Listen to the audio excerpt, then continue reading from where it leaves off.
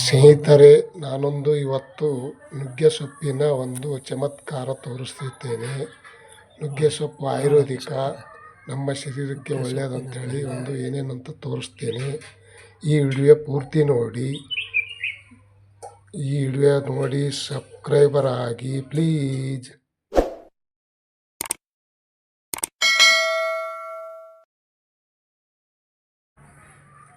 ನುಗ್ಗೆ ಸೊಪ್ಪು ಅಂದರೆ ಆಯುರ್ವೇದಿಕ್ಕಿಗೆ ಬಹಳ ಒಳ್ಳೆಯದು. ದೇಹಕ್ಕೆ ತಂಪು, vitamin A, vitamin C, vitamin D, vitamin E ಅಂಥೇಳಿ ಎಲ್ಲ ಈ ನಮ್ಮ ಶರೀರಕ್ಕೆ ಒಳ್ಳೆಯದು. ಕೂದಲಿಗೆ ಒಳ್ಳೆಯದು ಹಾಗೂ ಕಣ್ಣಿಗೆ ಒಳ್ಳೆಯದು. ಬಿ ಪಿ ಶುಗರಿಗೆ ಒಳ್ಳೆಯದು. ಕೊಲೆಸ್ಟ್ರಾಲ್ ಒಳ್ಳೆಯದು.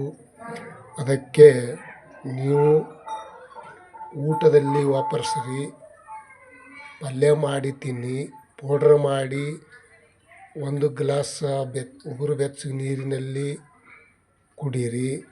ನಮ್ಮ ಶರೀರಕ್ಕೆ, ನಮ್ಮ ಆರೋಗ್ಯ ನಮ್ಮ ಕೈಯಲ್ಲಿ.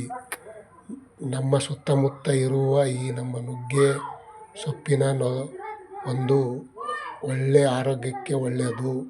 ನುಗ್ಗೆ ಸೊಪ್ಪಿನ ಹೂವು, ಎಲೆ ಇದು ಎಲ್ಲನೂ ಒಣಗಿಸಿ ಪೌಡ್ರ್ ಮಾಡಿ 1 ಗ್ಲಾಸಲ್ಲಿ ದಿನನಿತ್ಯ 1 ಟೈಮ್ ಕುಡಿದ್ರೆ ಆರೋಗ್ಯಕ್ಕೆ ಒಳ್ಳೆಯದು. ರೋಗ ನಿರೋಧಕ ಹೆಚ್ಚಿಸುತ್ತದೆ. ಜೀರ್ಣಕ್ರಿಯೆ ಕೂಡ ಚೆನ್ನಾಗಿ ಆಗುತ್ತದೆ. ಜೀರ್ಣಕ್ರಿಯೆ, ಹೊಟ್ಟೆಯನ್ನು ಹಸಿವು ಆಗುತ್ತದೆ. ಮತ್ತು ಇದರಲ್ಲಿ ಮೂಳೆಗಳಂತೂ ಇನ್ನೂ ಒಳ್ಳೆಯದು. ಒಬೆಸಿಟಿ, ಮುಖದಲ್ಲಿ ಕಪ್ಪು ಕಲೆ, ಬಂಗು, ಏನಾದರೂ ಮುಖದಲ್ಲಿ ಚರ್ಮ ರೋಗದಲ್ಲಿ ಇದ್ದರೆ ಅದಕ್ಕೂ ಒಳ್ಳೆಯದು. ಕೂದಲಿಗಂತೂ ಇನ್ನೂ ಒಳ್ಳೆಯದು. ಕೂದಲನ್ನು ಉದುರಿ ಹೋಗಿದ್ದರೆ ಕೂದಲು ಬೆಳೆಸುತ್ತದೆ ಮತ್ತು ಬೆಳೆದು ಕೂದಲನ್ನು ಉದ್ದನೂ ಆಗುತ್ತದೆ. ಇದಕ್ಕೆ ಎಲ್ಲ ಒಳ್ಳೆಯದು.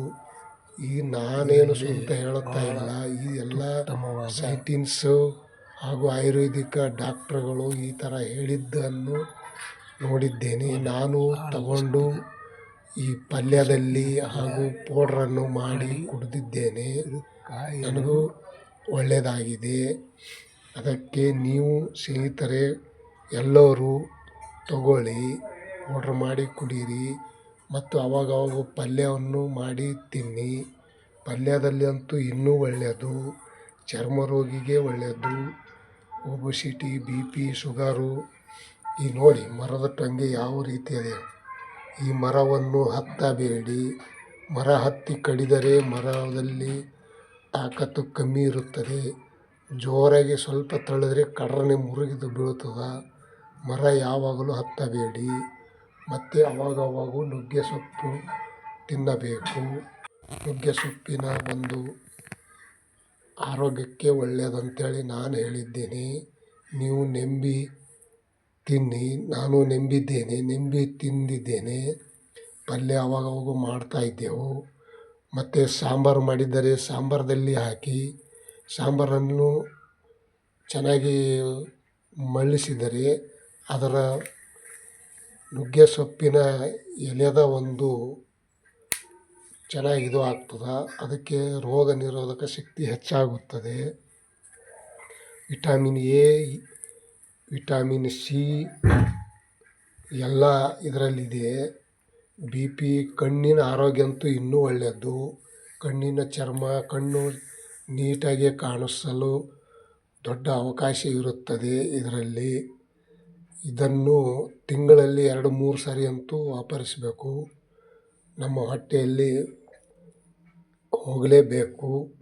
ಅಯ್ಯೋ ಇದೇನು ಕೈ ಒಂಥರ ನುಗ್ಗೆ ಸೊಪ್ಪು ಯಾರು ತಿಂತಾರೆ ಅನ್ಬೋದು. ಆದರೆ ಇದರಲ್ಲಿ ಗುಣಧರ್ಮ ಜಾಸ್ತಿ ಐತೆ. ಒಳ್ಳೆಯ ಆರೋಗ್ಯಕ್ಕೆ ಒಳ್ಳೆಯದು. ಎಲೆ, ಹೂವು, ಕಾಯಿ ಅಂತೂ ಇನ್ನೂ ಒಳ್ಳೆಯದು. ನೋಡಿ, ನಾನು ನುಗ್ಗೆ ಸೊಪ್ಪು ತಗೊಂಡು ಬಂದು ಇದರಲ್ಲಿ ಎಲ್ಲ ತಟ್ಟೆಯಲ್ಲಿ ಎಲೆಯನ್ನು ಬಿಡಿಸಿ ಇದು ನಾನು ಸಾಂಬಾರದಲ್ಲಿ ಹಾಕಿ ಸಾಂಬಾರು ಮಾಡಿದ್ದೇನೆ. ನೋಡಿ, ಒಳ್ಳೆಯ ಸಾಂಬಾರು. ಕುಡಿದರೆ ಇನ್ನೂ ಕುಡಿಬೇಕು ಆ ಥರ ಸಾಂಬಾರಾಗಿದ್ದೆ. ನೋಡಿ, ಒಳ್ಳೆಯ ಸಾಂಬಾರನ್ನು ಚೆನ್ನಾಗಿ ಆಗ್ತದೆ. ಓಕೆ ಬಾಯ್.